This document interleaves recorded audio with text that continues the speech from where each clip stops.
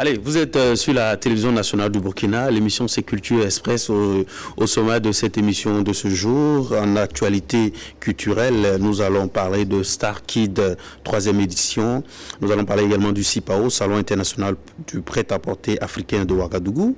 Nous allons parler de l'événement Les Cana et Faso Hip Hop. Pour nous accompagner tout au long de cette émission, nous avons Alain Dabilgou. Il a été journaliste, rédacteur en chef de Évasion. Bonjour. Bonjour, Marius. Voilà. Et nous sommes avec Alain Dabilgou pour parler de CIPAO également, parce qu'il est chargé de communication du CIPAO, on va en parler. Et puis, on va parler de notre thématique. En deuxième partie d'émission, on va parler de journalisme culturel. Et puis, pour le Burkina Faso, ça fait l'actualité. On va en parler au cours de cette émission. Et puis, lui aussi, il est de Évasion. Donc, c'est Issa Sigiré. Bonjour. Ouais. Bonjour, chers téléspectateurs et téléspectatrices de la télévision nationale du Burkina Faso. Lui, il sera avec nous Opuna Koulibaly pour parler de Faso Hip Hop, voilà. Qui a sa quelle édition déjà? La 5e édition. Voilà. Nous sommes à la 5e édition. Ça a débuté hier. Hein? Oui, tout a commencé hier. Voilà. On va en parler également. Et Moumouni Yerbanga, qui est avec nous de Radio Jeunesse. Bonjour Maurice et bonjour donc aux fidèles de la télévision nationale du Burkina et plus précisément à l'émission Culture Express. Juste après ce qui suit, nous partons pour la première actualité culturelle.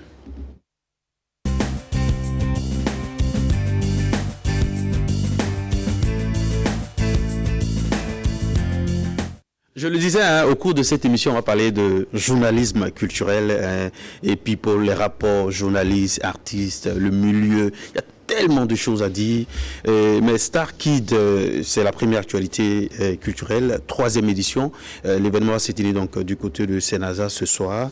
Ça sera du côté donc du Senaza ce soir. Il y a 1 million en poche donc à gagner. Yerbanga, qu'est-ce que tu penses de ces événements-là qui mettent en vedette donc les tout petits? C'est une bonne initiative de prime abord parce que ça permet de créer l'émulation dès l'enfance, ce qui peut faire naître même des vocations. Ça, c'est le premier avantage. De plus, il y a des enfants qui sont précoces, enfin de façon précoce ont le talent. Ils ont besoin d'être encadrés, d'avoir les canaux pour pouvoir canaliser, avoir pourquoi pas une carrière d'artiste de façon pleine. Donc des événements comme ça, à l'instar d'autres événements comme Babinoche et autres, peuvent être des cadres qui vont lancer ces jeunes-là. Maintenant, il faut bien sûr un suivi parce que, vous voyez, ce n'est pas seulement au Burkina, on a eu justement de jeunes espoirs qui malheureusement après n'ont pas pu, j'allais dire, tenir la promesse des fleurs. Et s'il n'y a pas un rivet à Alain Dabilgou, il n'y a pas un danger derrière? Je dirais qu'il y a un danger derrière tout cela, parce que même les artistes, les stars qui sont majeurs, ont le même souci. À un moment donné, il y a la foule, il y a les fans, et il y a tout ce qu'il y a autour qui t'amène, quand tu te retrouves seul, à te poser la question. Et à un moment donné, tu veux te dépasser, tu vas aller plus loin que tu ne peux aller, et en ce moment, ça déborde. On a vu le cas de Jordi, et l'autre en France, et Vanessa Paradis, bon, qui n'a pas, je ne dirais pas qu'elle a échoué, mais en fait, à un moment donné, et quand on commence à devenir star, on n'est plus une personne normale, en griffe. À l'école, comment on peut se débrouiller, comment on peut se débrouiller en classe, avec les amis, comment ça se passe. On devient différent des autres, comme un extraterrestre parmi d'autres personnes. Et quand on n'est pas canalisé, quand on n'a pas quelqu'un qui suit, qui arrive à nous dire, bon, il faut avoir les pieds sur terre, il faut te ressaisir, il faut faire ci, il faut ça, à un moment donné, on déborde. Voilà. Et puis, bon, il y a le cas de Masson Junior, hein, oui. Voilà, ici au Burkina, après ce rase-marée jusqu'au même au Kora Awards, il n'a pas pu revenir sur la scène. Il y a pas, je pense qu'il y a 2 ans de cela, oui. Il est venu avec un album mais bon, qui est passé pratiquement inaperçu. Je crois que, parlant de cela, moi j'ai toujours appelé à ne pas se contenter seulement d'un manager, mais avoir à côté aussi quelqu'un qui s'occupe du côté psychologique, qui s'occupe du côté encadrement même de l'artiste, quel que ce soit un adulte ou bien quelqu'un de mineur. Parce que il a besoin, à côté, il y a une carrière, il a sa vie, il y a la carrière et autres qui sont là. Il faut savoir guider la personne dans tout ce qu'elle fait, savoir l'amener à un moment donné quand il y a un choc, à lui dire que non, tu peux te relever et comment faire pour se relever. Sinon, quelquefois, il se retrouve seul et sans ce moment qu'il déborde, il entre dans la drogue et autres et après, c'est des soucis. Voilà. On va aller suivre un reportage sur le Salon international du prêt-à-porter africain de Ouagadougou et juste après, on va faire l'entretien avec Alain Dabilgou. Le prêt-à-porter sera encore à l'honneur cette année à la 4e édition du Salon international du prêt-à-porter africain de Ouagadougou, SIPAO 2020. Prévu du 19 au 30 décembre, des créateurs du Burkina Faso, de la Côte d'Ivoire, du Ghana et du Sénégal prendront leur quartier à la place de la nation pour davantage valoriser la mode africaine. Le SIPAO est une perche tendue à tous les créateurs de mode africains. Il invite à tous les gros distributeurs d'effets de mode, à tous les consommateurs à venir découvrir la création africaine dans toutes ses splendeurs et à se donner la main afin que l'Afrique culturelle, l'Afrique de la création de mode, arrache enfin sa place et se fasse connaître au reste du monde. Créer avec ce que nous avons comme matière première, créer avec ce que nous avons comme matière grise, ressources, créer avec ce que nous avons comme ressources humaines, créer avec nos frères et sœurs sur place afin que nos ressources financières restent sur place, ne fera que contribuer à développer davantage nos économies. Le SIPAO 4, c'est une soixantaine de stands prévus pour l'exposition vente, mais aussi des rencontres professionnelles en vue de susciter davantage la création à des prix et qualités de prêt-à-porter plus compétitifs. Le SIPAO est né pour faire passer la créatrice et créateur de mode de l'état passif à l'état actif. Il est né pour permettre à la mode du prêt-à-porter africain d'atteindre leur vitesse de croisière et de prendre leur envol pour conquérir les cœurs sur les autres continents. Le SIPAO est né pour donner vie à une véritable industrie de la mode en Afrique. Un grand défilé est également au programme de ce SIPAO qui s'annonce sous la présidence du ministre en charge du commerce, de l'industrie et de l'artisanat. Le SIPAO est né pour donner une vie à une véritable industrie de la mode en Afrique. Donc on n'est pas encore à ce stade d'une industrie de la mode en Afrique, Alain Dabelgou. Et on a une industrie de la mode en Afrique, mais et jusqu'à ce jour, cette industrie n'a qu'une petite part du marché sur le terrain.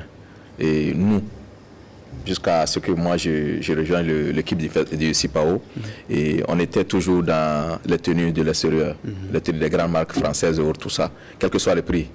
Voilà, que ce soit une tenue, je ne vais pas dire de nom, et de ces grands stylistes français ou italiens, et qui fait normalement peut-être 200 et quelques mille. On était prêt à l'acheter ici à 5 000, 6 000, même si c'est en nylon et autres, il faut le porter. Et aujourd'hui, on arrive à un stade où on s'est dit il faut pousser les tailleurs, comme on les appelait en greffe en son temps, à ne plus s'asseoir et attendre qu'on vienne avec un tissu, qu'on leur dise il faut prendre ma mesure, il faut faire ci, donner rendez-vous, et on vient au rendez-vous, le tailleur dit qu'il faut revenir demain, il faut revenir après-demain. On s'est dit à un moment donné, il faut que le tailleur lui-même se mette au bon niveau, qu'il fasse des tenues avec ce qu'il a comme matière, ce qu'il peut avoir comme matière, qu'il fasse différents comment je vais dire, pointures, M, L et autres, pour que quand moi j'arrive, que je puisse savoir quelle pointure je porte, et que désormais au Burkina, que je n'ai plus à dire aux gens j'ai M5 ou autre, mais je sais qu'avec les M, je peux passer sans Est-ce qu'il y a une question aussi de coût? Il y a la question du coût, mais là aussi, il faut reconnaître que le faso d'Anfani, je prends le cas avec faso d'Anfani, il est cher parce qu'il n'est pas acheté. Et plus il est acheté, moins le prix sera. Donc, on arrive à un stade aujourd'hui où il faut vulgariser le faso d'Anfani. S'il est cher, pourquoi faire une tenue à 100% faso d'Anfani quand on a la possibilité de faire à 80% jean et à 20% faso d'Anfani? Il revient moins cher. Donc, c'est permettre à tous les filons, tous les maillons de la chaîne, du coton-culteur jusqu'à ceux qui produisent les stylistes, les mannequins, de pouvoir vivre vraiment de cela.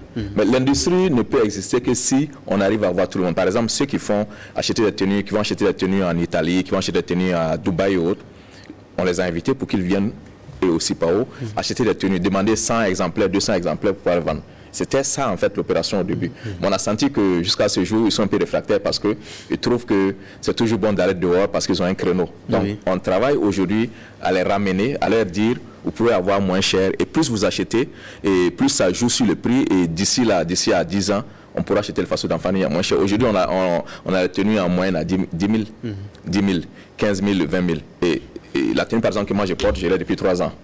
Et je me dis que si j'arrive à porter la tenue aujourd'hui, ça veut dire que vraiment le coût et puis c'est de la qualité. Voilà. C'est un peu ça. C'est quelque chose à... Je voudrais d'abord saluer l'initiative qui est très belle, qui est très louable. Il faut aussi ajouter qu'elle n'est pas seule. Il y a eu des initiatives pour valoriser ce qu'on appelle aujourd'hui le Faso d'Anfani. Et c'est déjà très intéressant parce que toutes ces initiatives ont réussi aujourd'hui, sont en train de réussir à positionner ce type de tenue au Burkina d'abord et même aujourd'hui dans la sous-région. On est agréablement surpris en tant que journaliste parfois de recevoir des confrères qui viennent des pays de la sous-région qui disent qu'avant de partir, trouve-moi quelques tenues de Faso d'Anfani et ça fait énormément plaisir. Je vous raconte une anecdote pendant l'élection présidentielle. Une journaliste ivoirienne qui était en séjour au Burkina Faso, elle était pratiquement en fin de séjour et bon, on s'est connus au début et à la fin on s'est retrouvés. Ce jour, j'avais porté un Faso d'Anfani. Elle me dit qu'elle veut la même tenue, le même tailleur, mais est-ce que le tailleur pourra lui livrer la même chose le lendemain parce qu'elle veut offrir ce cadeau à son époux. Quand une femme veut offrir quelque chose à son époux, c'est qu'elle l'a vraiment aidé. Donc, on doit les encourager dans ce sens-là. Mais maintenant, à ce qu'il disait tout à l'heure, on peut ajouter d'autres facteurs qu'il faut prendre en compte pour pouvoir finalement le Faso d'Anfani à un coût assez abordable tel que nous le voyons aujourd'hui. Moi, je pense par exemple que nos autorités doivent sincèrement financer par exemple le coton. Parce que c'est vrai, la chemise, on la prend et la tenue, on la prend dans une boutique ou encore dans des ateliers. Mais avant d'arriver dans la boutique, il y a les producteurs, il y a au milieu les tisseurs ou les tisseuses, il y a tout un secteur. Donc, pour parler effectivement d'une industrie dans ce domaine-là, il faut que tous ces leviers-là soient véritablement soutenus afin qu'on puisse avoir un produit final.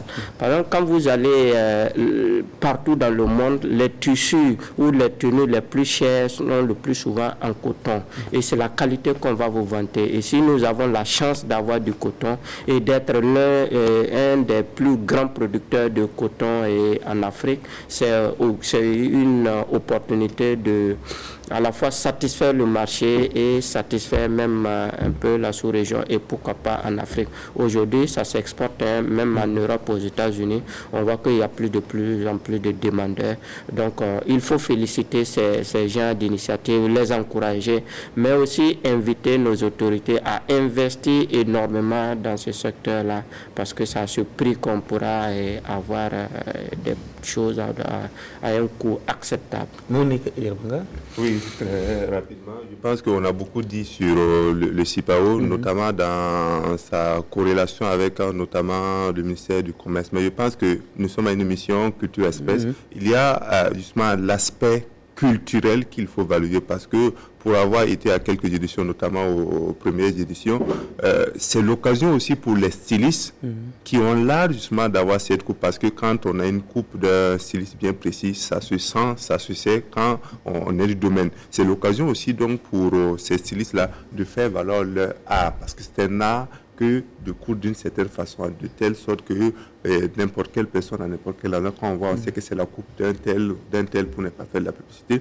Donc cet aspect-là aussi est intéressant et je crois savoir aussi qu'il y a vers la fin donc, de l'édition des défilés qui permettent justement aux différents participants de faire valoir justement leur création. Je pense que ce sont ces éléments-là aussi qu'il faut mettre en avant, de telle sorte à interpeller aussi, en plus donc des autorités, je pense que Sigrid parlait donc des autorités qui étaient en charge donc, du commerce, mais le ministère de la Culture aussi est également interpellé pour que l'on puisse apporter le soutien nécessaire afin que de telles initiatives-là puissent perdurer. Parce qu'on voit que très souvent, Sigrid l'a d'ailleurs signalé, il y a des événements comme ça qui naissent, qui ont de bon vouloir, mais après, ça ne suit pas. Donc on espère qu'avec le CIPAO, ça va être vraiment Et surtout différent. Que pour le cas du CIPAO, le principal bailleur, c'est le promoteur lui-même. Il n'y a pas de sponsor qui l'accompagne, donc j'imagine comment est-ce que c'est difficile. Mais justement, parlant des défilés de mode, moi, l'année dernière, j'ai remarqué qu'à la fin, la cérémonie de clôture, il y avait assez de personnes qui ont défilé. Et finalement, presque tous ceux qui ont des stands sont venus défiler ce jour-là. Ils sont pratiquement passés inaperçus. Est-ce que c'est pas trop? Est-ce qu'on va pas faire un casting pour choisir peut-être les meilleurs, il faut le dire, pour les permettre de défiler à la cérémonie de clôture? Oui. Et à la conférence de presse, il y a de cela quelques jours, le sujet a été abordé. Parce que, comme il a dit tout à l'heure, c'est le bailleur principal, le promoteur est le bailleur principal. Idemava. Oui, Idemava. Et la structure, le projet a besoin d'un accompagnement, d'un encadrement. Donc, que le ministère, par exemple, dise comment faire pour valoriser la chose. Parce que, comme je l'ai dit au début, on a voulu que les revendeurs de prêt-à-porter burkinabés se joignent à l'événement. Et la première année, ils étaient là, la deuxième année, ils étaient là, mais la troisième année, j'ai vu très peu. Cette année encore, à la conférence de presse, j'en ai même pas vu. Donc, ça montre quelque part que le message, il est passé, mais on a besoin d'encadrement des différents ministères. Ministère de la Culture, ministère du Commerce pour pouvoir y arriver. Et l'autre volet, comme tu l'as dit tout récemment, c'est clair qu'il y a ce souci qui est là. Il faut demander, essayer de voir, par exemple, et mettre en place un comité qui dira quelles sont les tenues qui méritent d'être présentées. Parce qu'à la cérémonie d'ouverture, il y a un petit défilé où les principaux invités présentent ce qu'ils ont fait comme création cette année. À la clôture, il y a le défilé de fin qui permet vraiment de présenter tous ceux qui ont participé. Et ce qui est sûr, c'est quoi? Une personne qui paye pour un stand, qui paye 100 000 francs pour un stand, et qui trouve qu'à la fin, on lui dit de ne pas défiler, ça peut être un souci. Donc, on va y travailler vraiment pour que ce soit très peu de personnes et que le défilé se fasse en moins de temps. Voilà. Mais on pourrait aussi inviter les différents acteurs de ces événements-là aussi, d'unir un peu les forces en synergie. Je pense qu'on peut réussir beaucoup plus qu'en solo.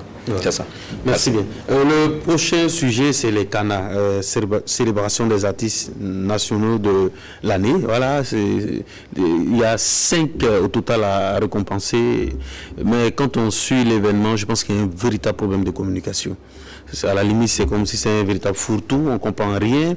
Les gens sont nominés, les lauréats, on ne sait pas qu'est-ce qui a motivé donc, le choix de certains lauréats. Par exemple, il y a eu le cas de l'artiste burkinabé qui a le plus tourné sur le plan national.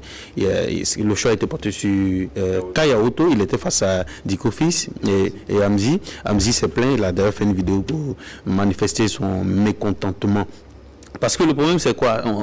C'est quel spectacle? Est-ce qu'on met les mariages, les baptêmes parmi les spectacles? Il y a le nombre de spectacles.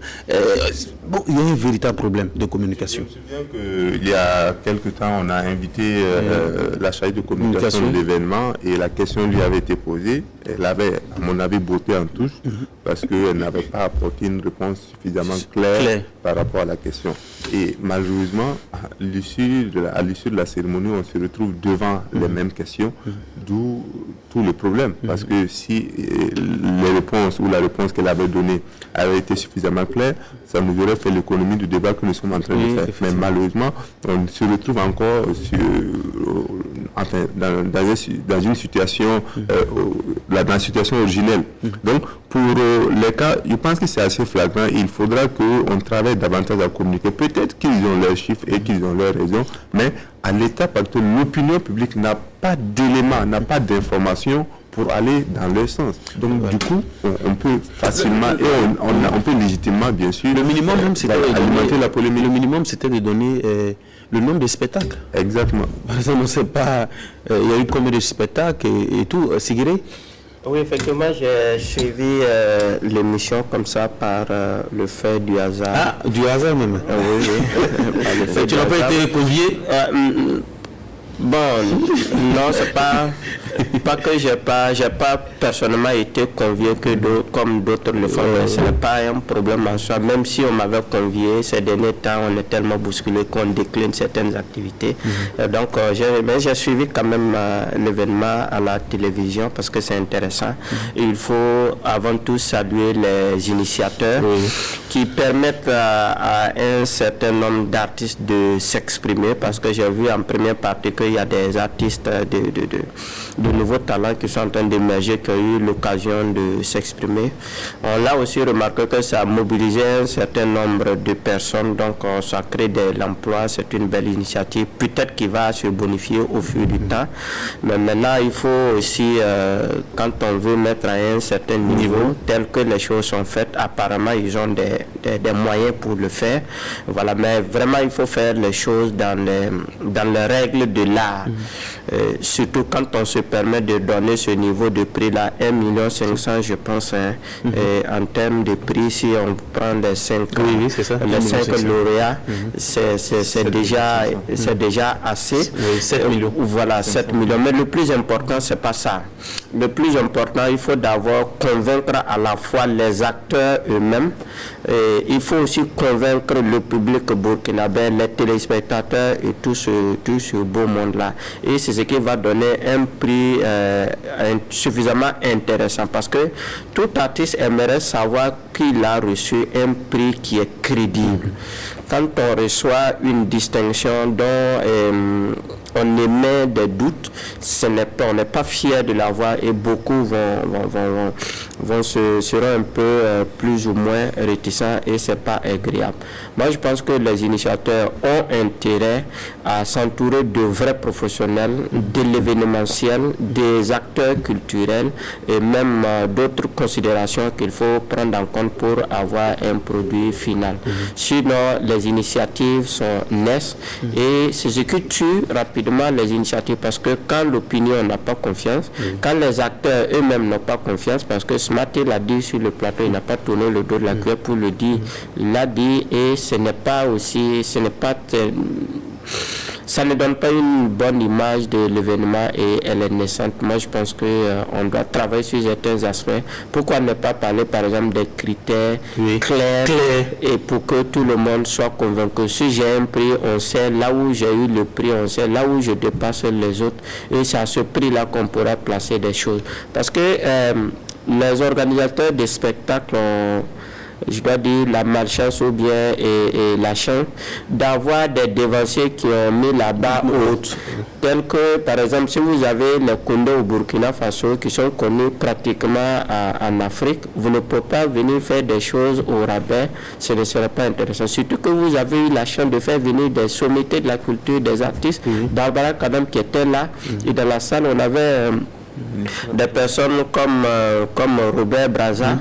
Donc on ne peut pas faire des choses comme on veut, parce que c'est notre image aussi qui est engagée, parce que moi je me suis concerné, je me suis senti concerné, parce que quand on va à l'extérieur, c'est l'image du Burkina Faso et nous sommes tous interpellés. Donc déjà on félicite les acteurs et les encourager à redoubler d'efforts et à prendre en compte certaines considérations. Si on critique un certain nombre de choses, pas que nous sommes contre les initiateurs, non, on n'a pas de problème personnel, mais on souhaite que les choses soient faites dans les règles de l'art. Alain Dabigou, il y a eu le cas par exemple de Smarty, Rama, on parle d'influence, puisqu'on ne sait même pas c'est quoi exactement. Et je crois que comme l'ont dit mes deux confrères, si je peux le dire, je suis toujours journaliste, je sais.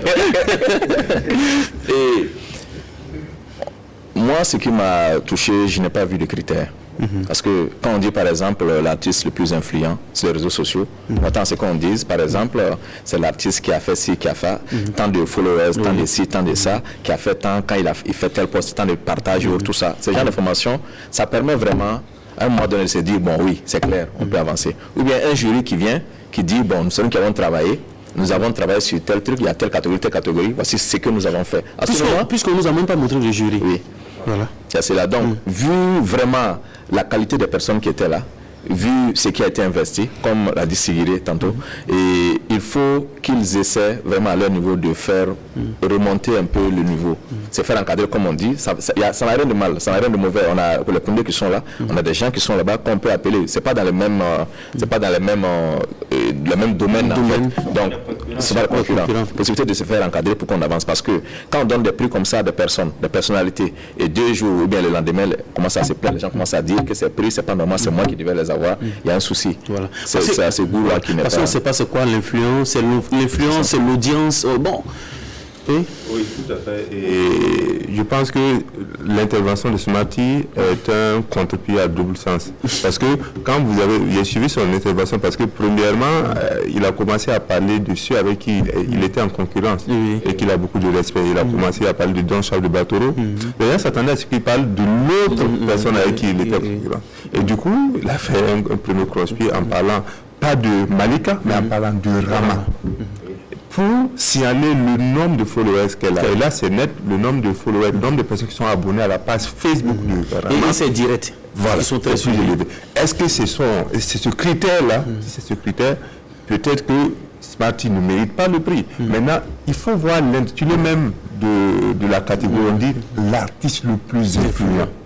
C'est pas parce que si on doit, excusez-moi de l'expression, si on doit prendre justement le nombre de followers, il y a des gens qui ne sont pas artistes, mais qui ont beaucoup plus de followers que Rama, que Smarty et autres. Donc il faut prendre cela en considération. Et pour faire une parenthèse sur Rama évoquée par Smarty, est-ce qu'elle est peut-être très suivie, mais elle est suivie pourquoi?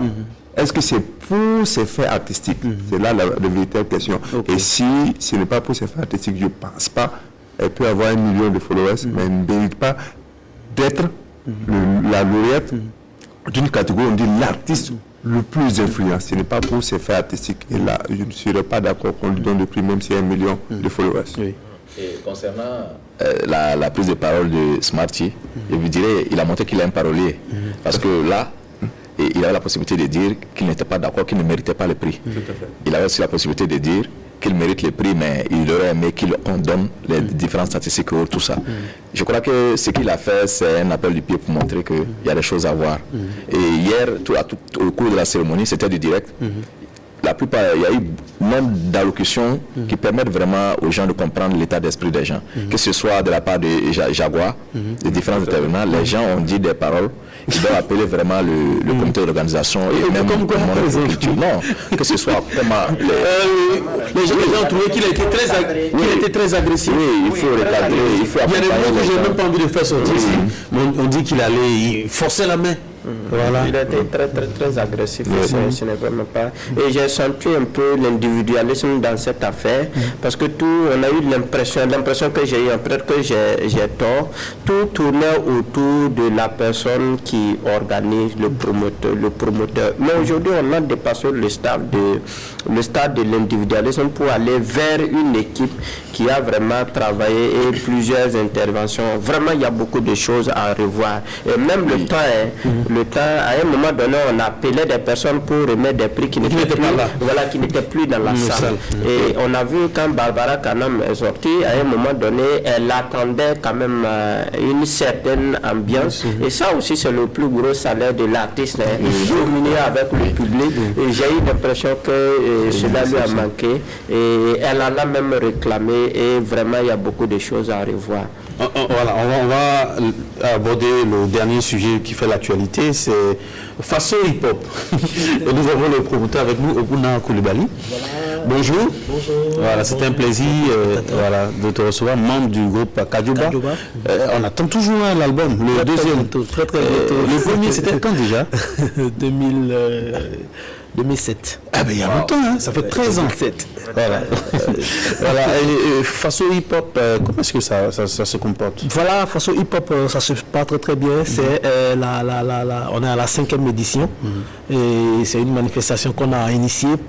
En tant que rappeur, c'était pour nous cette manière-là de présenter un peu nos petits frères qui arrivent. Façon hip-hop, c'est un tremplin.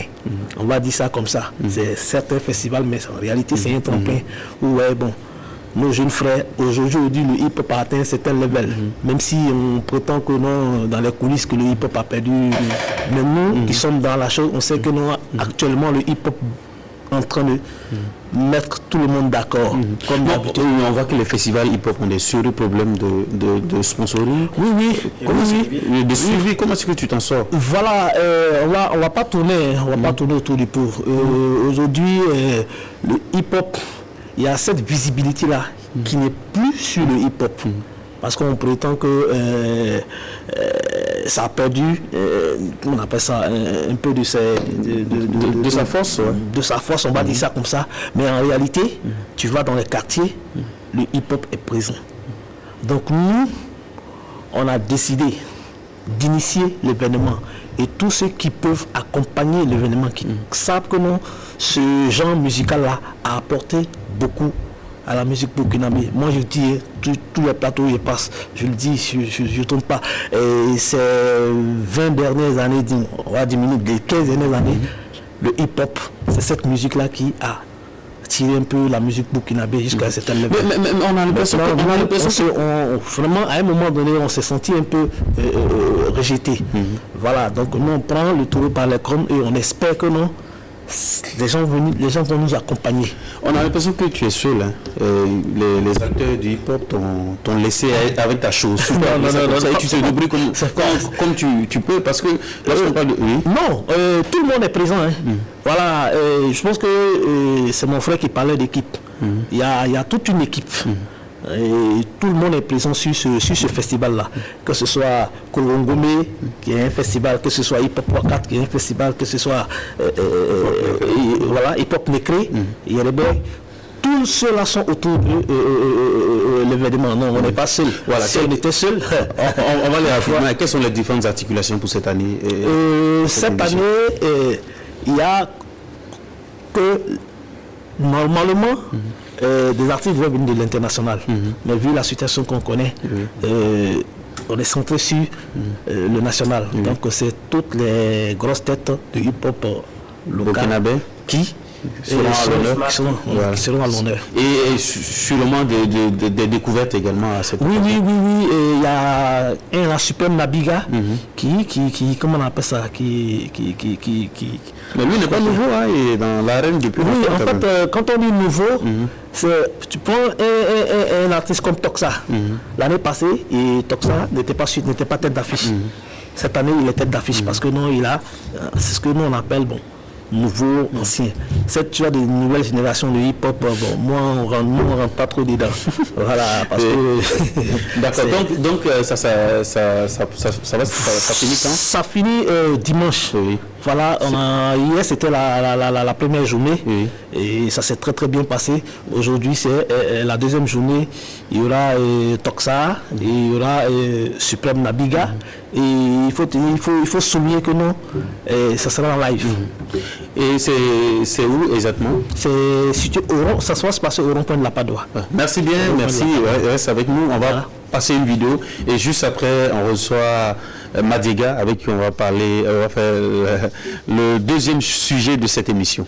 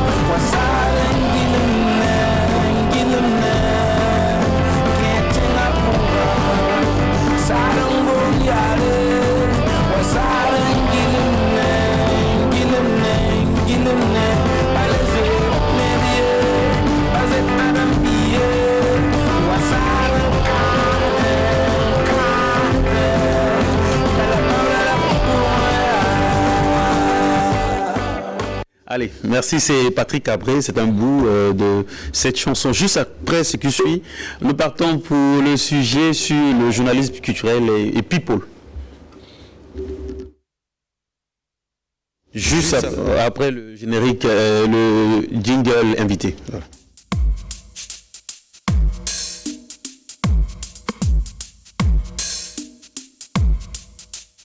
Chers confrères, on parle donc de journalisme culturel et people au Burkina Faso parce que ça fait des gorges chaudes, on ne sait pas qui est journaliste culturel, qui est journaliste people, et les rapports entre les journalistes et les artistes. Il y a beaucoup de choses qui ont été exposées sur la toile, donc on va en parler avec Alain Dabilgou. Il faut le rappeler qu'il a été rédacteur en chef du journal Évasion pendant 2 ans, voilà, et puis Sigiré, lui également d'Évasion, Issa Sigiré.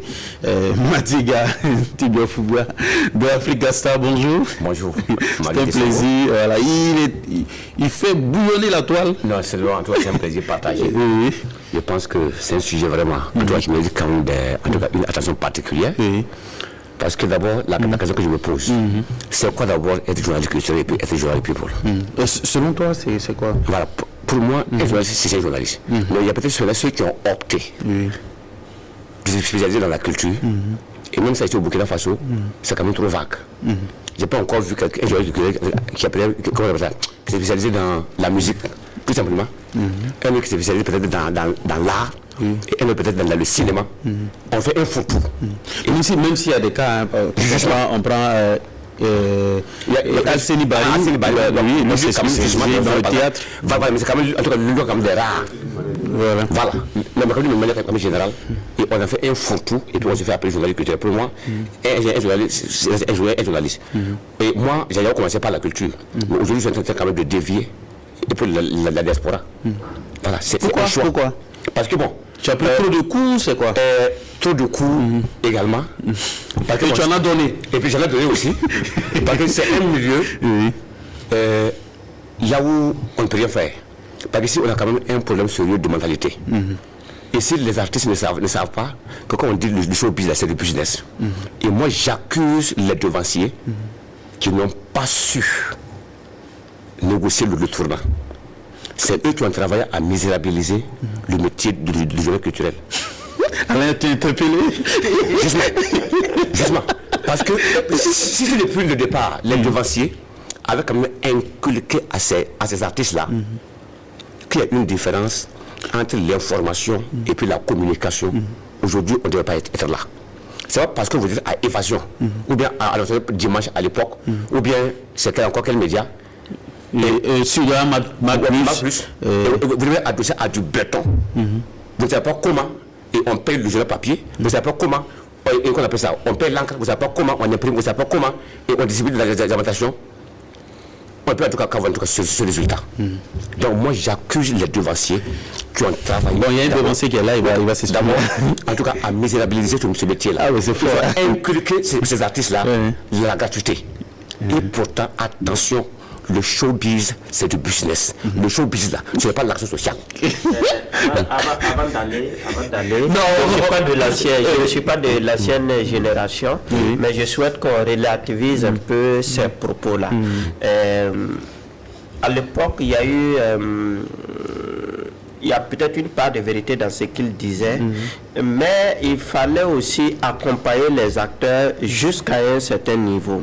Et la nature a ce qu'on appelle cette sélection naturelle. Et certains qui ont su en profiter ont su mettre leur activité à un certain niveau culturellement parlant, je veux dire. Mais maintenant, il y a une façon de faire, à mon avis, qui n'a pas forcément été bien fait, mais faudrait pas accuser des gens. Ils ont voulu simplement accompagner. Même aujourd'hui, chacun a sa voie à tracer dans ce truc. Et par exemple, si quelqu'un vient te voir et il veut seulement du travail qu'il veut gratuitement, c'est à celui qui est là, le journaliste, même aujourd'hui, de dire qu'il peut faire le travail gratuitement, ou bien comme il ne peut pas faire le travail gratuitement. Mais là, on peut effectivement construire un modèle économique tout en cherchant l'information peut-être gratuitement. Quand tu cherches l'information aujourd'hui, il faut pouvoir aussi offrir quelque chose en retour. Aujourd'hui, l'artiste vient te voir pour des activités de communication, tu l'aides. Peut-être que le jour où tu auras besoin d'informations, ce même artiste va te donner cette information-là. Maintenant, c'est à vous de placer le média à un certain niveau et afin de pouvoir attirer des annonceurs un peu plus tard. On voit comment par exemple, ton visage fonctionne. Et aujourd'hui, c'est sur ce modèle économique-là que ceux qui sont sur la toile fonctionnent. J'ai mon mail gratuitement, j'ai ma page Facebook gratuitement. En contrepartie, c'est truc comme mettre de la publicité dans ce que je je ne vais pas dire que je vais le prendre en contre-pied ou bien dire que l'autre l'a bien dit, c'est qu'il a dit relativiser. Moi, quand j'ai quitté l'école de journalisme, quand j'ai quitté l'école, quand on commençait l'école, on nous disait ne prenez pas de gombo, faites-vous valoir. Prendre 5 000 francs chez une personne, 10 000 francs, ça ne se fait pas. J'ai beaucoup de petits frères qui ont fait cela. Les photographes et chauffeurs ont voulu les bastonner parce qu'on leur a dit mais tu ne prends pas, mais nous on a besoin de ça. Je suis venu avec cet état d'esprit, je ne prends pas de gombo. Et on travaille dans un journal, je prends le cas du journal Le Pays. Je suis et dans le quotidien et dans l'hebdo. Et c'est tout que l'hebdo n'a que le contenu que le quotidien rejette. Le quotidien va dire, quand on dit conférence, quand on dit culture, le quotidien va dire, bon, le red chef va dire, bon, allez, on va couvrir, c'est pour l'hebdomadaire. Et quand l'artiste vient et dit, mais pourquoi c'est dans l'hebdomadaire? Moi, je voulais que ça passe dans le quotidien. L'hebdomadaire vit sous la coupe du quotidien. L'hebdomadaire n'a aucune autonomie financière. Donc, le salaire qu'on nous paye, c'est le salaire, en fait, en tant que journaliste du journal pays. C'est mon exemple que je prends. Donc, dans cette façon de faire, on peut faire...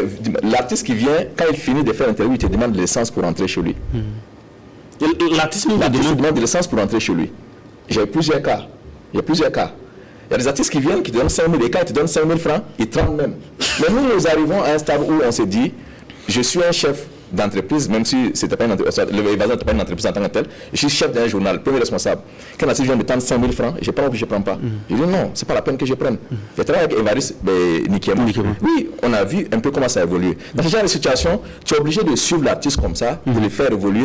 Dès le moment où ce n'est pas le journal ne vit pas. Même celui qui fait le montage du journal, mais quand tu lui demandes de monter le journal, il te dit carrément, bon, c'est pas la peine, il faut le soudoyer pour qu'il monte le journal. Pendant qu'il est employé, il est ton collègue au niveau du journal. Donc tout cela, on l'a fait par amour, pas pour des sous. Parce que c'est après cela qu'est arrivé, il y a eu Star Hebdo, oui, ils sont venus, qui ont essayé, mais à un moment donné, qui ont dit fermer, parce que c'était difficile à ce moment d'avoir l'autonomie. Parce qu'on ne peut pas se contenter seulement de dire Ameti Meri a fait un album et Sanabo a fait un album. Donc il faut aller dans l'aspect. Il faut aller derrière, parce qu'on ne peut pas vendre. Pourquoi Star, les journaux top visage au marché? Si on se contente de ce que les gens voient, expliquer ce que les gens voient, on ne peut pas aller loin. On a besoin de savoir qui il est derrière la caméra, qui il est derrière la scène, qui il est derrière ci. Et je suppose qu'à ce niveau, tu as plein d'anecdotes et des cours aussi. J'en ai plein. Il y a des articles, on s'en souvient. Oui, vas-y. Pour contre-attaquer ce qu'il dit, moi, je suis contre le fait qu'on donne les 5 000 à des journalistes. Pour moi, on doit passer à la facturation. Parce que on ne doit pas avoir de sentiments en matière de business. Aujourd'hui, je prends un exemple concret de mon cas. J'ai contacté une artiste musicienne pour lui dire que j'ai mon ami qui se marie. Et j'ai décidé quand même de l'offrir comme cadeau. Il m'a dit, monsieur Madira, mon cachet c'est tant. Et que je ne veux même pas discuter avec toi. J'avais déjà payé l'avance. Aujourd'hui, je paye l'avance. Alors que de par le passé, j'ai eu quand même à la compagnie aussi gratuitement dans sa promotion.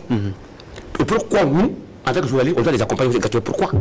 En fait, c'est pourquoi je dis que les dévanciers ont travaillé à mes amis ce métier-là. Et pourquoi ne pas passer par la facturation? Même si à la RTB.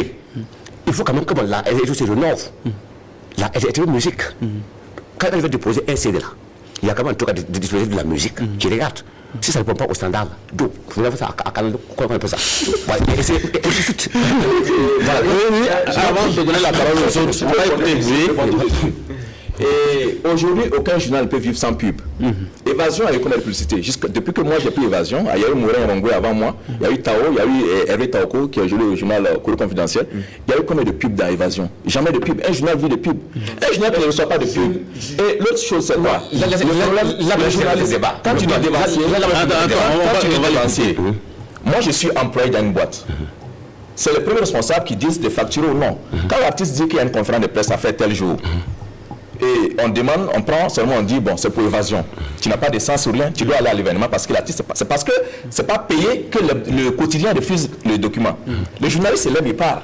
Et en retour, ce qu'on peut lui donner, c'est 100 000 francs pour son essence. Mais comment il fait? On l'a fait par amour. Et c'est pour ça que par amour, parce que j'ai dit quand il m'a appelé, je lui ai dit non, je n'aime pas la télé parce que moi j'ai fait un choix. Je suis un homme de l'ombre. Je veux faire créer des étoiles. Il n'y a pas besoin d'être vu. Mais quand il m'a appelé, je lui ai dit, ok, je ferai l'effort de venir. On est à un stade aujourd'hui où on l'a fait par amour. Et aucun journal culturel n'a pu survivre. Évasion vivote. Et l'observateur dimanche, c'est fini. C'est compliqué. On n'a pas... Aujourd'hui, toi, tu as fait l'expérience. Tu as créé ton journal. Pour appuyer sur ce qu'il dit, rapidement. On va appuyer sur ce qu'il dit. En réalité, quelque part, il n'a pas faux. Par contre, on peut pas quand même vivre aussi sans publicité. Malheureusement aussi, même ça. Et les demandeurs de la pub, ils s'alignent derrière les quotidiens, et ainsi de suite. ils accordent peu d'importance aux médias culturels. Donc qu'est-ce qu'on fait? On va l'occasion aussi de nous faire ce coup de cœur là. Pendant plus de 18 ans, ce n'est pas rien dans ce contexte-là. L'évasion, moi j'ai eu, quand je regarde dans l'ours, je regarde les archives d'évasion, j'ai vu son nom, j'ai vu Dieudonné Zungrana, Morin et tout ça, pendant 18 ans, et c'est pas sûr, parce que quand j'étais rédacteur en chef à l'époque, je suis allé au ministère de la Culture, j'ai été surpris de voir que même le ministère n'était pas abonné à ce journal-là. Et ça m'a aussi fait un peu mal, parce qu'on ne vendait pas bien, comme il a relevé tout à l'heure, parce que c'est le quotidien, le pays, qui supporte évasion, et ça, ce n'est pas intéressant. On va aller rapidement. Je voulais qu'on aborde un autre sujet, c'est au niveau de la presse people. Est-ce que vous avez le sentiment que les acteurs culturels et les artistes sont prêts pour la presse people? On commence avec toi. Oui, tout à fait. Juste avant de revenir sur ça, voilà, très rapidement, j'aimerais quand même que les gens fassent la part des choses. Quand j'écoute l'intervention de Madiga, j'écoute l'intervention d'Abidou, on a l'impression qu'on est dans deux mondes différents. Il faudra comprendre. Il y a justement les médias, j'allais dire, qui sont sous la coupe de responsables. Et il y a aussi des initiatives plus ou moins privées naissantes. Voilà. Les cadres sont carrément différents. Et si on fait la confusion, on risque justement d'en arriver aux conclusions telles que celles tirées par Madiga, qui à mon avis est extrême. Il y a une part de vérité certainement, mais elle est extrême. D'accueillir, de mettre toute l'ancienne génération, je pense que c'est assez extrême. Maintenant, revenons justement au journalisme people. Il ne faut pas non plus résumer ça à la culture, parce que quand on dit journalisme people, c'est ouvert. C'est ouvert, ça intéresse aussi bien les acteurs du sport, de la culture et bien d'autres domaines. C'est d'abord un journaliste, mais qui s'intéresse à des aspects autres que ce qui, de façon naturelle, fait l'actualité. Et il y a aussi même la façon de traiter l'information. On peut aller, par exemple, pour un événement, et bien on va s'intéresser à quelque chose auquel la majorité des gens ne vont pas s'intéresser. Ça, on s'intéresse au côté people. Et je pense que si je me réfère à ces critères-là, il ne serait pas exagéré de dire qu'il n'y a pas de journaliste people au Burkina. Ça, c'est mon point de vue. Ok. Alain Dabibou, est-ce qu'on est prêt? Est-ce que le public est prêt pour accepter les acteurs people sont prêts à accepter l'aspect people des choses? Moi, je trouve que le public n'est pas encore prêt. Il n'est pas prêt. Et j'ai tenté 2003, 2004, 2005. Et c'est pour cela que j'ai décidé à un moment donné de vivre caché. Parce que soit on te dit que tu es jaloux, soit on te dit que tu dragues la même fille que le monsieur, soit on te dit que juste tu veux te faire voir, tu veux détruire sa carrière. C'était compliqué. Et on se dit, attendons 10 ans, on verra. Et on est à combien d'années aujourd'hui? C'est la même situation. Et je sens que le Burkinabé en tant que tel, il a un souci. Je ne dis pas qu'il est coincé, mais il a besoin d'une certaine ouverture de ce côté. Moi, je fais par exemple des posts Facebook juste pour rire. On appelle mon épouse pour lui dire, mais regarde ce que ton mari a écrit. Mais dans d'autres pays, des camarades d'autres pays partagent, ils rient. Donc on a un stade où vraiment, je ne dis pas qu'on a besoin d'ouverture, c'est pas quel genre, parce qu'on a une certaine ouverture, parce que le Burkina est ouvert quand même. On a un pays il y a un brassage qui se fait comme pas possible, mais je sens que quelquefois quand on s'amuse, les gens n'aiment pas, ou bien l'artiste préfère qu'on dise qu'il a une jolie maison, mais il n'aimerait pas qu'on dise que sa voiture, il a poussé sa voiture. Mais tu as eu des coups, hein, tu as pris des coups. Oui, j'ai pris des coups parce que il y a eu des moments où on a écrit. Moi, par exemple, il y a un cas où j'ai interviewé un artiste, l'épouse, quelques jours avant, c'était un groupe, ils étaient 3. Et je suis allé c'était le pouvoir, le groupe Le Pouvoir. Je suis allé à la place de rond-point de la Padoie. Ils avaient une prestation, fait de la musique. Ils ont appelé les membres du groupe. Il y a des gens qui n'ont pas répondu, qui sont montés sur le podium. Je me suis posé la question, mais qu'est-ce qui se passe? J'essaie de comprendre, on m'a dit non, bon, le manager est aussi acteur dans le groupe, a fait ci, ça, donc les autres ne sont pas contents. J'ai cherché à comprendre. Et en temps, on me dit, bon, et le manager du groupe qui anime une émission ici, qu'il prend le gombo avant de produire, avant de faire passer les artistes à son émission. Et on m'a dit que Ahmed Smani sort avec Sonia Caridas. On m'a dit que Ali Berité battait sa femme. C'est les 3 trucs qu'on m'a dit sur les 3. Donc j'ai dit, ok, bon, pourquoi ne pas les inviter tous les 3 à poser la question? Je les ai invités tous les 3, on a posé la question. Ahmed Smani a dit que c'est faux. Ils ont fait la même classe, mais s'il le fait, ça ne fait rien. Ok. Et Siboni a dit non, c'est faux. Et de temps en temps, j'ai dit, ok. Ali Berité a dit, mais j'avais battu ma femme, si tu veux, va demander. J'ai dit, ok, on a laissé couler. Quelques jours après, on m'appelle, on me dit, bon, Ali a battu sa femme devant des gens. Je suis allé, j'ai fait l'interview. Et comme j'ai fait l'investigation avant, il faut donner la parole aux différents camps. Je suis allé, sa maman était arrêtée à côté, elle dit si tu pars chez lui, tu es maudite. Bon, moi tu es banni. Moi j'étais arrêté, j'ai tout enregistré. Après j'ai appelé le frère, l'artiste, je lui ai dit, ah vraiment, il a dit non, elle est à la maison. J'ai rappelé les gens autour, il a dit à la maison. J'ai publié l'article. Quand l'article est tombé vendredi, nous on était à Koulougou. Il y a un journaliste qui m'a appelé en direct de Ouara FM. Bon, vraiment, on prend en direct pour que tu expliques ce qui se passe parce que vraiment, on ne comprend pas. Apparemment, les gens disent que tu détruis sa carrière. J'ai dit, ok, on va parler de ça, mais avant ça, on parle de toi aussi. Parce que moi, je fais du people. Moi, je vais parler aussi de toi parce que je sais les choses sur toi. Et on va avancer. On a coupé l'émission, on n'a pas pu finir. Parce qu'on arrive à un stade aujourd'hui, sincèrement, il faut se dire la vérité. Il faut se dire la vérité. Si vous voulez qu'on parle en bien de vous, acceptez aussi que ce que vous faites derrière, qui n'est pas bien, qu'on en parle aussi. Madiga, là, je vais appuyer ce que mon frère David est en train de dire. Ici, on a un problème sérieux de mentalité. Moi, j'ai même été convoqué au conseil central de police. Voilà, pour parler d'artiste musicienne. Moi, j'étais calé chez moi à 20h. Mon téléphone sonne que c'est le chef BR, comme ça, la brigade de chefs du conseil central de police Ouagadougou. Ben, j'ai posé la convocation. C'est juste j'ai fait un post sur Facebook. Bon, ça, c'est simplement moi j'ai partagé. Pour dire à quel point on a encore des chemins à faire. Avant ça, j'ai fait la photo de Messi Burkina. Vous vous rappelez, non? Et en 2017 à New York. C'était même pas ça va faire. Mais vous avez vu les dégâts que ça fait sur la toile. Après ça, vous avez vu Diko Fils sur la fête de Bourmassa. La toile a pris feu. Alors que dans le contexte de Burkina Faso, la seule option pour faire bouger les lignes, c'est les people. Parce que les liens aiment tellement le sensationnel. Alors que bon, la plus classique, bon, et Amity Meya a fait sortir un album, ça intéresse qui? Une fois j'avais mis en tête qu'Amity Meya est enceinte, mais elle-même elle a éteint sur son portable. Les gens aiment tellement le sensationnel. Je vais te poser une question spéciale à Siré. Ils n'ont pas accepté. Ils ne sont pas prêts à accepter les conséquences. Si un jour peut-être je me mets à la une, Dédé a toujours acheté sa femme. Ça peut quand même intéresser les gens. Mais lui, il va trouver ça quand même un peu humiliant. Et pourtant, non. Ça fait quand même le public. Il y a eu l'affaire de la robe de Rama, la fameuse, et tu as été invité. J'ai vu que tu as décliné. Tu trouves que c'est dégradant pour un journaliste d'aller couvrir cet événement, si on peut l'appeler ainsi? Parlons d'abord des journalistes. Nous parlons des journalistes people. Le journaliste, c'est qui? Le journaliste, c'est celui qui met souvent le doigt là où ça fait mal. Un train qui arrive à l'heure n'intéresse pas le journaliste. C'est là où il y a un problème. Maintenant, people. People, c'est qui le journaliste people? Le journaliste people, c'est celui-là qui s'intéresse à la vie privée des personnalités publiques, qu'elles soient culturelles, sportives, comme il a dit, ou même politiques. Ailleurs, on appelle même des tabloïds. Voilà. Maintenant, est-ce que le public burkinabé est pour le moment prêt?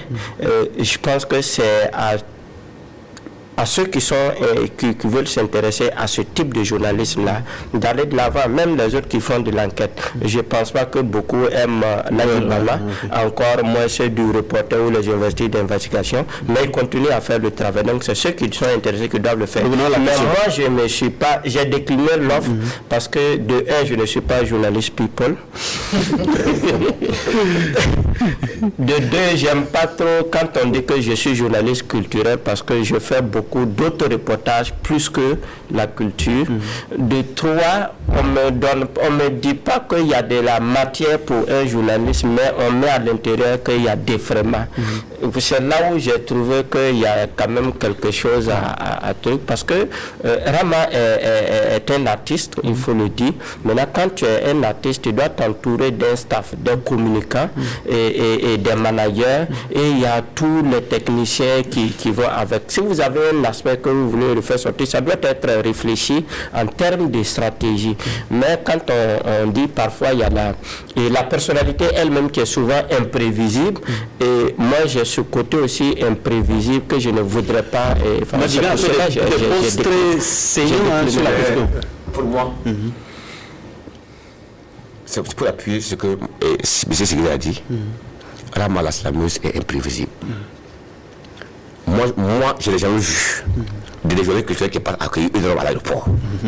Mais j'ai vu des journalistes culturels qui partent accueillir une personne morale, qui peut être peut-être il y a un concert, on peut peut-être accueillir les athlètes footballistes, même en tout cas, une personne physique. Mais aller accueillir une robe de l'aéroport. C'est pas du people ça? C'est du people, mais dans le contexte du Burkina Faso, ça ne marchera pas. Et en même temps, Sossori était un artiste qui a quand même, voilà, ça peut passer. Mais une artiste qui a une moralité douteuse. Aujourd'hui, on va te permettre cela. Mais là, tu vas trop loin. Aujourd'hui, elle va dire que c'est vrai. Demain, elle va dire que c'est bleu. Et après, demain, elle va dire que c'est noir. Moi, je pensais que quelqu'un allait m'appeler pour m'inviter. Et à cette couverture, mais attends, je n'ai pas reçu de... Mais il est dommage.